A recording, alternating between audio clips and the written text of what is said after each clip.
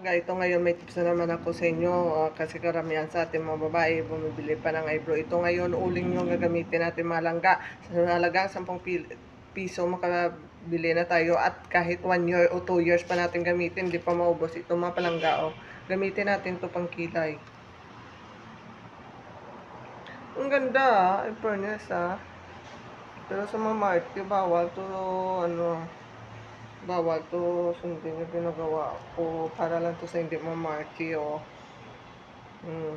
Tingnan nyo, di ba maganda? Kahit dito pa yan nilagay.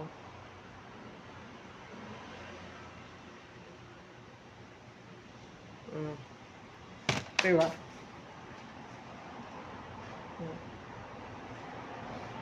Thank you mga langga. Bye-bye!